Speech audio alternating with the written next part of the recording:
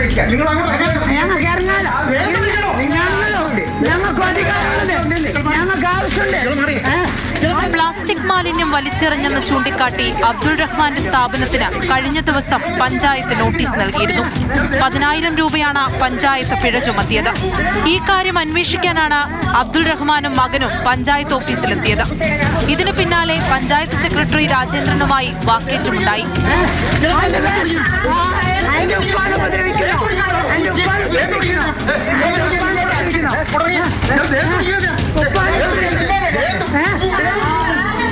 വാക്കേറ്റത്തിനൊടുവിൽ അബ്ദുൾ റഹ്മാന് മർദ്ദനമേറ്റെന്നാണ് പരാതി. പരിക്കേറ്റ അബ്ദുൾ റഹ്മാൻ കാസർകോട്ടെ സ്വകാര്യ ആശുപത്രിയിൽ ചികിത്സ തേടി. തൊട്ടുപിന്നാലെയാണ് ബദിയടുക്ക പോലീസിലെത്തി പരാതി നൽകിയത്.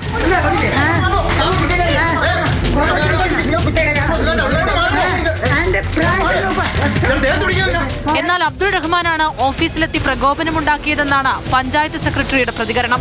അബ്ദുൾ റഹ്മാനും മകനുമെതിരെ രാജേന്ദ്രനും പോലീസിൽ പരാതി നൽകിയിട്ടുണ്ട്.